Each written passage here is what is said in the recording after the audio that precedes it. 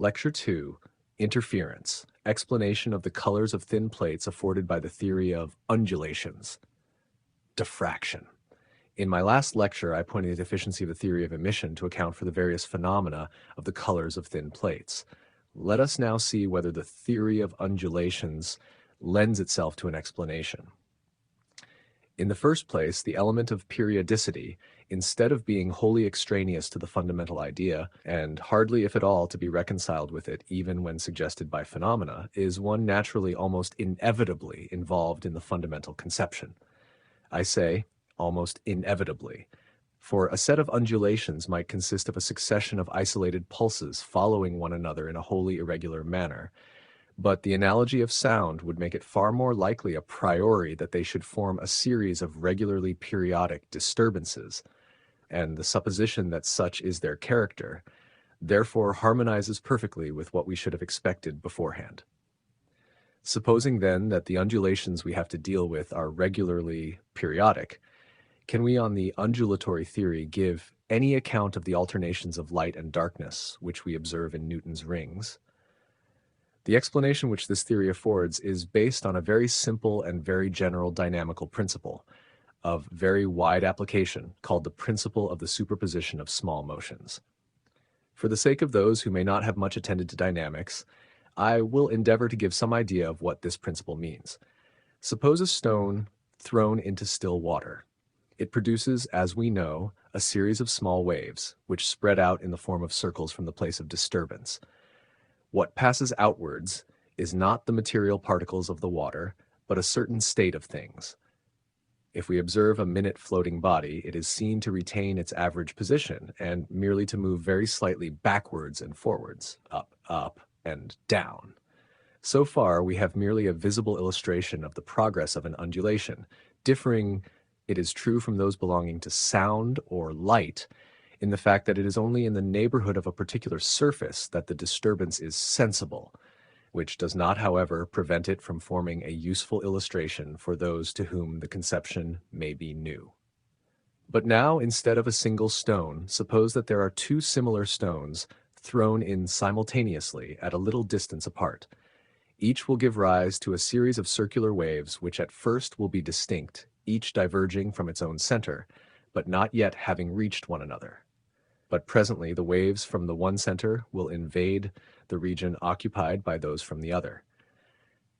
What will then take place? According to theory, each disturbance will find the mass in which it is being propagated under as nearly as possible the same conditions, so far as itself is concerned, as if the other disturbance did not exist.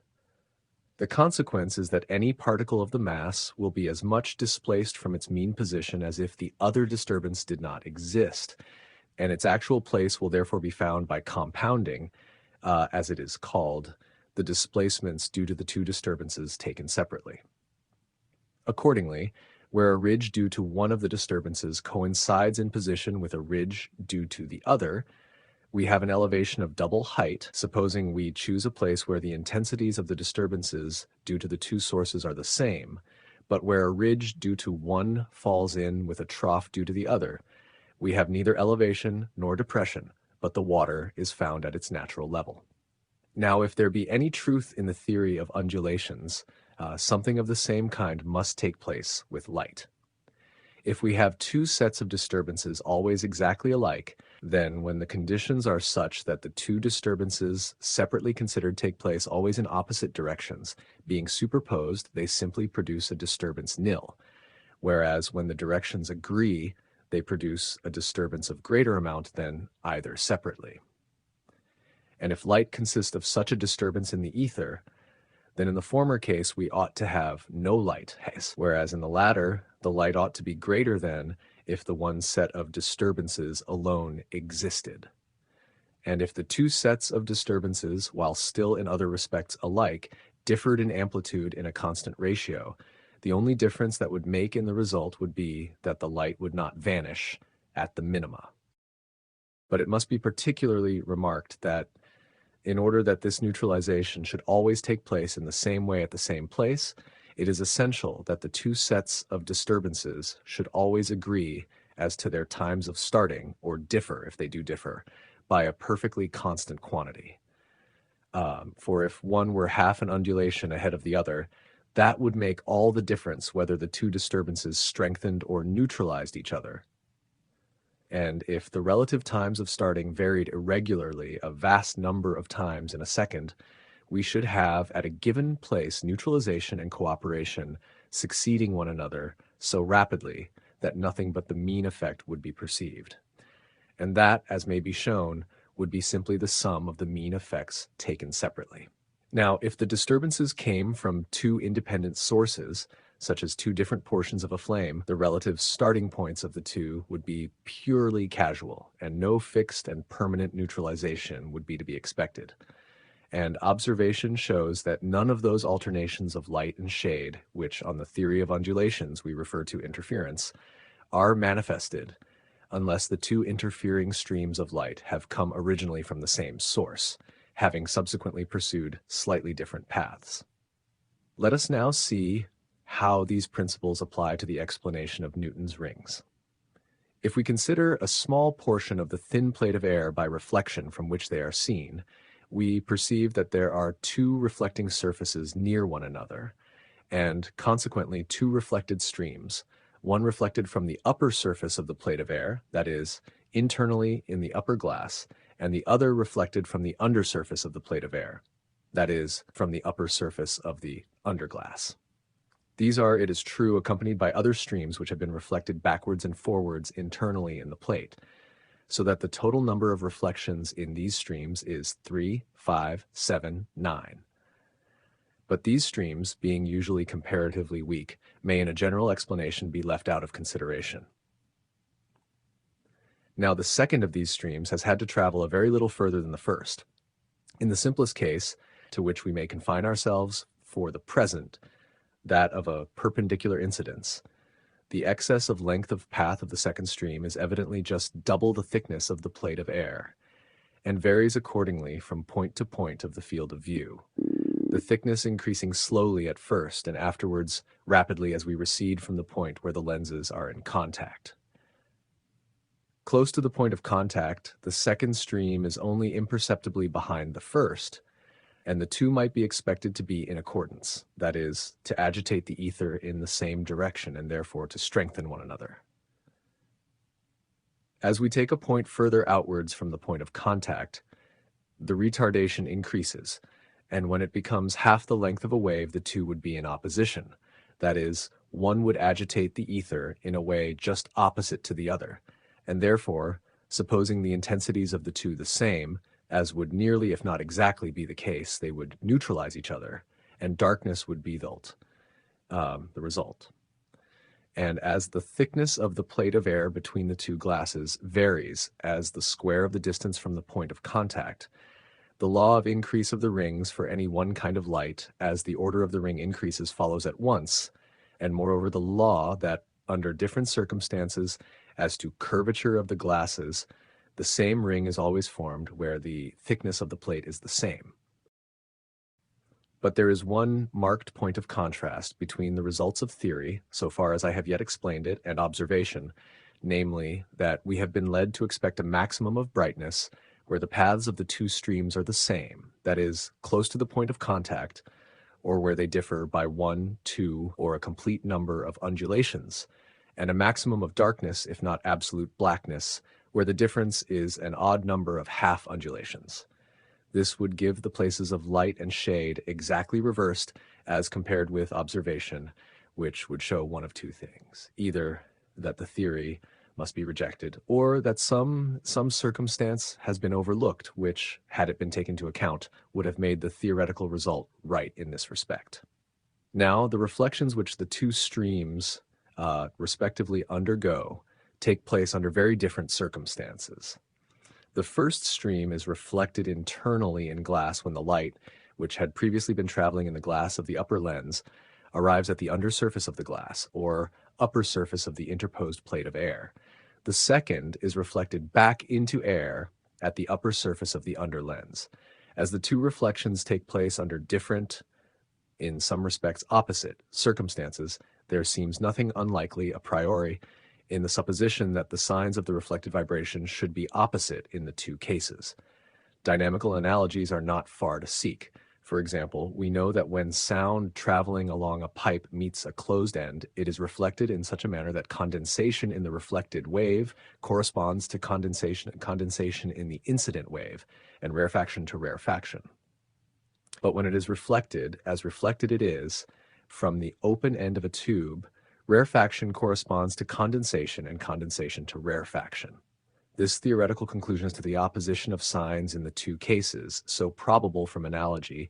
is converted into a certainty by the application of a simple dynamical law of great generality, which may be called the law of reversion. Hence, then, the occurrence and features of the rings at a perpendicular incidence for any one kind of light are on the undulatory theory matters of pure prediction. Next, consider the effect of inclination. It follows from a very easy calculation that the effect of the thickness of the plate of air at any inclination in producing retardation in the stream reflected from the second surface of the plate relatively to the stream reflected from the first surface is the same as it would be at a perpendicular incidence for a thickness smaller in the proportion of the cosine of the inclination of the light within the plate of air to unity, or, which is the same thing in the case of a lens with nearly parallel surfaces for the upper glass, of the cosine of the angle of incidence on the first surface to unity. Hence follows at once the simple law of dilatation of the rings on increasing the angle of incidence, namely that the square of the diameter of any ring varies as the secant of the inclination on the first surface. Of this law, as we have seen, the theory of emissions could give no account. Again, the effect of the substitution of water for air between the lenses in causing the rings to contract, and the law of their contraction already mentioned, follow immediately on this theory from first principles, since the explanation of refraction on the theory of undulations necessitates the supposition that light travels more slowly in refracting media than in a vacuum, in the proportion of the refractive index to unity. In short, the theory completely explains the phenomena of the rings seen by reflection, and this is true even as regards the more minute features into which I have refrained from entering. The Newtonian fit at a perpendicular incidence expresses half the length of a wave, and as the scale of the rings decreases from the red to the blue, and accordingly as the refrangibility of the light increases, we learn that the variable element in light, which corresponds to a change of refrangibility and change of color, must be the wavelength in a vacuum, or what comes to nearly the same, if not exactly the same thing, the periodic time. The compound tints of the rings are explained here, as in all other optical phenomena, whatever theory of light we may adopt, by the superposition of the ring systems corresponding to the different kinds of light of which white light consists, which are on different scales as to size, and the fact that not more than about 7 rings are seen with white light merely depends on the overlapping of the rings of high orders corresponding to the different colors. I have hitherto said nothing about the system of rings in the transmitted light, which are complementary in character to the rings seen by reflection, but far less vivid, resembling, in fact, a vivid system complementary in character to the reflected system, overlaid by a comparatively large quantity of uniform white light. In nearly every respect, the theory of these is analogous to that of the reflected system, so that whatever theory explains the one can hardly fail to explain the other. There is just one feature, the explanation of which involves considerations into which I have not entered, and to this I will confine myself. The transmitted system, according to the explanation afforded by the theory of undulations, depends on the interference of 2 streams of light, one passing right through the plate of air comprised between the lenses, and the other following it after 2 reflections in air at the adjacent surfaces of the glasses. These are associated with other portions which have been reflected 4, 6, or any even number of times, but these, being usually comparatively weak, may, in a general explanation, be disregarded. Now, when light is incident perpendicularly, or nearly so, on the surface of crown glass, about 4% of the incident light is reflected, and the rest enters the glass. The intensity of light once reflected in this manner is thus only 1/25 of the intensity of the original. The intensity of light twice reflected will be only 1/25th of that, or 1/625th of the original. Now, as the light which passes through one surface loses only 4% by reflection, the light which passes through the two surfaces of the plate still retains 96% squared, or approximately 92.16% of its original intensity, so that the twice reflected light has an intensity only 1/625th of the direct, hardly more than 1/6th of 1%. How then, it might be said, could so small an addition or subtraction of light be perceptible at all, and so produce in homogeneous light differences of intensity, and with white light changes of color, which, though not by any means as striking as in the reflected system of rings, are nevertheless very evident and demand far greater differences of intensity than that? The explanation of this paradox lies in a consideration of the relation between intensity and amplitude of vibration. If light consists in a disturbance of a subtle medium or ether, then the greater the disturbance, other circumstances being the same, the stronger must be the light. But supposing the amplitude of excursion of the ether to be doubled or trebled, is the intensity of the light doubled, trebled, or if not, in what other proportion is it increased? Now, a number of different considerations lead decisively and independently to the same conclusion, namely, that the intensity is to be measured by the square of the amplitude of excursion. Hence, if the amplitude of excursion to and fro of the ether is increased in the proportion of 1 to 2, 3, and so on, the intensity of the light is increased in the proportion of 1 to 4, 9, and so forth. Suppose now that two disturbances from the same source and following nearly the same path have A and B for the coefficients of excursion due to them separately. When acting together, the coefficients of excursion will fluctuate between the limits A plus B and A minus B, according as the phases are in agreement or in opposition. Hence, whereas the intensities of the two separately will be in the ratio of squared to B squared, the maximum and minimum intensities due to the compound disturbance will be proportional to A plus B squared and A minus B squared. Suppose now the first disturbance to be very much greater than the second, then A will be very much greater than B. Hence, whereas the sum or difference of the intensities of the two streams would be got by adding or subtracting B squared to or from A squared, the maximum and minimum intensities of the compound disturbance will be got very nearly by adding or subtracting 2 times A times B, a quantity which is greater than the former in the proportion of 2A to B. Thus, with the numerical values just mentioned, which are applicable to Newton's rings at a perpendicular incidence, if we take the coefficient of vibration and the intensity of the stronger stream each for the unit of their respective kinds, the coefficient of vibration of the weaker stream will be 1/8, and the intensity 1/64th nearly, whereas the maximum and minimum intensities of the compound stream will be 1 plus or minus 1/8 nearly, and the difference between them will be as great as 1/4. In the particular case of Newton's rings, the weaker stream is not readily viewed apart, but in certain experiments of diffraction, a subject that will be touched on by and by, the two streams lend themselves readily to separate observation, and the occurrence of distinct fringes of interference theoretically referable to an invisible agent, invisible because too faint to be seen, is not a little paradoxical in appearance. It appears then that the fundamental hypotheses of the undulatory theory suffice to account in the most complete manner for the phenomena of Newton's rings and the colors of thin plates in general, without making any fresh assumption whatsoever. It is to Dr. Young that we owe the explanation of these colors on the theory of undulations, an explanation given at a time when any other theory than the corpuscular could hardly gain a hearing.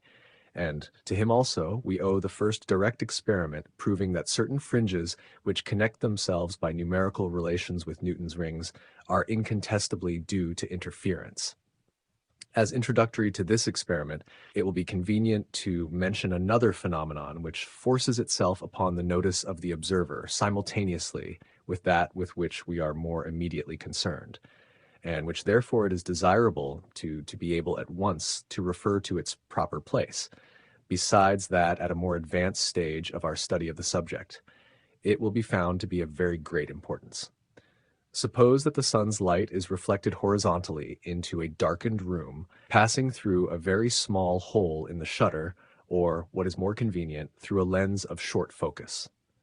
Let the light be allowed to fall on an opaque screen at the distance, say, of a few feet from the luminous point,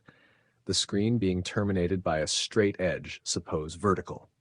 Let the light passing the edge of the first screen be received on a white vertical screen, which we may suppose a few feet further off from the luminous point. According to geometrical optics, if we project the edge of the opaque screen onto the receiving screen by straight lines drawn from the luminous point all to the illuminated, suppose the right-hand side of the projection, we shall have uniform illumination, the same as if the opaque screen were away, while all to the left of it we shall have darkness. According to observation, there is no such abrupt transition on the receiving screen from uniform darkness to uniform brightness. The illumination increases continuously, though rapidly. The illumination begins to be sensible before we reach the geometrical shadow, or projection of the straight edge, where it is still considerably feebler than the full illumination at a distance on the right.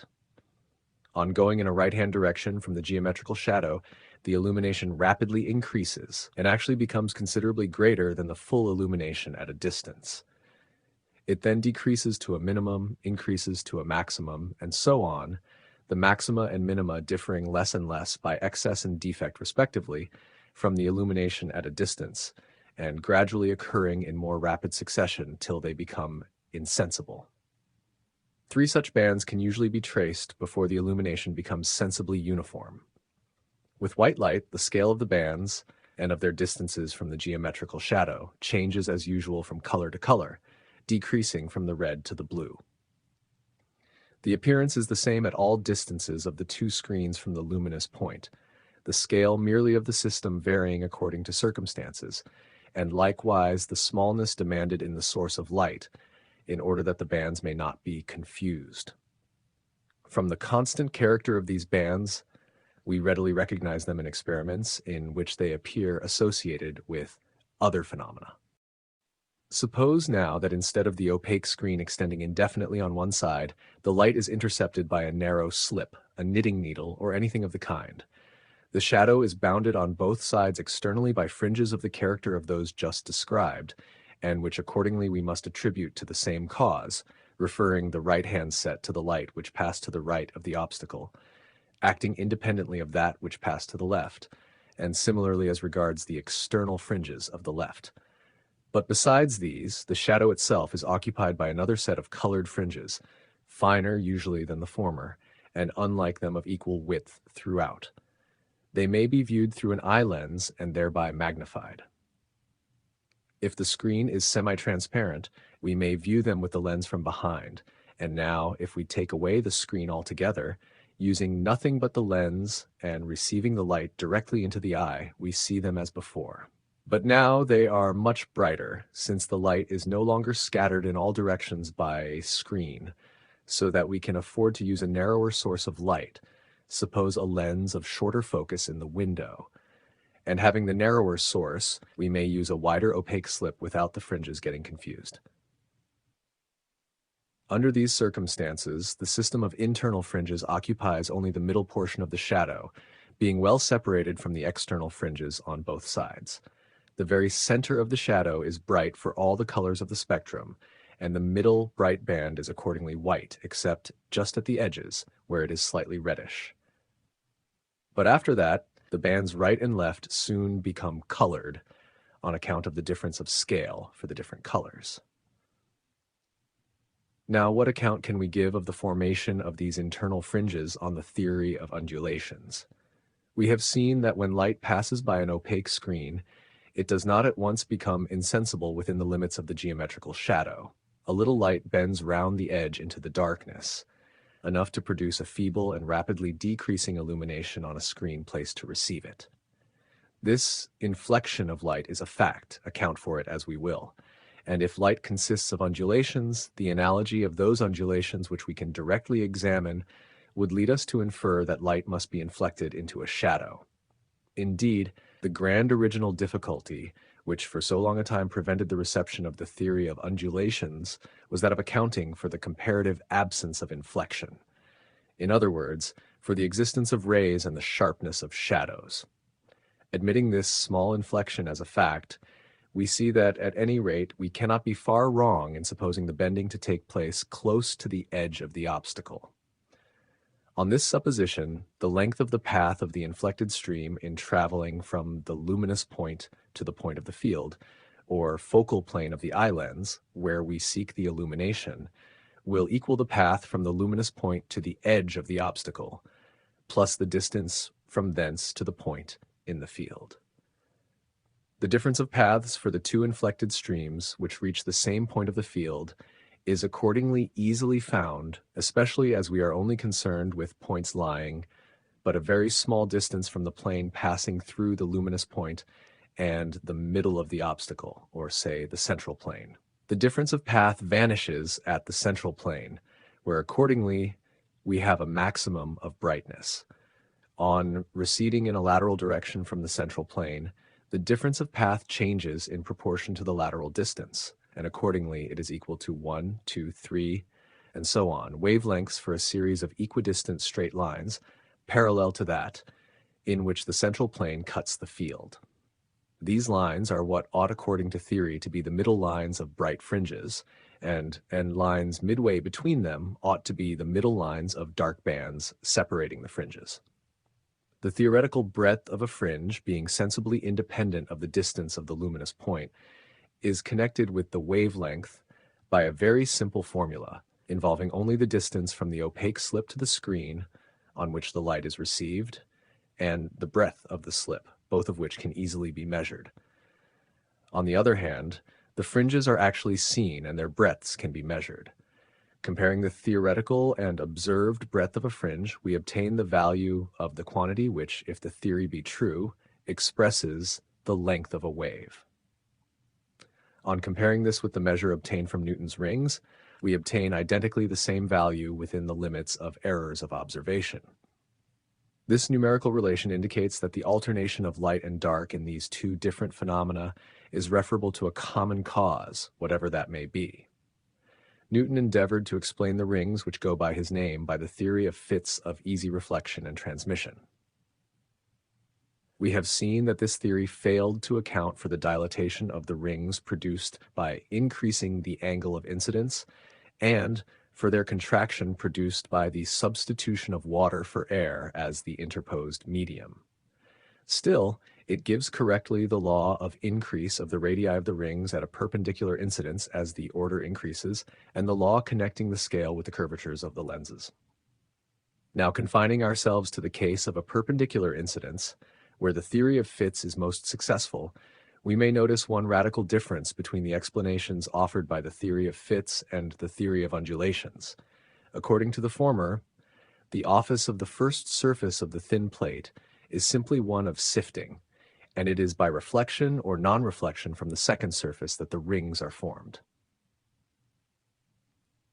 According to the theory of undulations, on the other hand, there is no sifting at all. The light reflected from and the light transmitted by the first surface both have the same properties as the incident light, and it is by the simultaneous working of the light reflected from the upper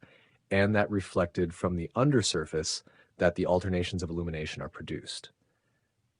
Now, in the experiment of the internal fringes, there is absolutely nothing to sift the light, and yet we get alternations of light and darkness as in Newton's rings, and what is more, are conducted to the very same measurable length, clearly representing something inherent in the nature of light, which according to the theory of undulations is simply the length of a wave, the conception of which is radically involved in the fundamental points of the theory. We can hardly refuse to admit that the alternations of light and dark witnessed in these two phenomena are really due to interference, to the simultaneous working of two portions of light.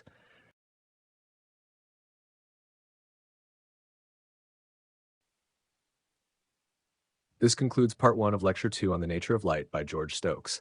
Click the link on the screen to continue to Part 2. Also, visit my Patreon, linked in the description, for further explanations and to learn how you can listen to these lectures with your phone screen off.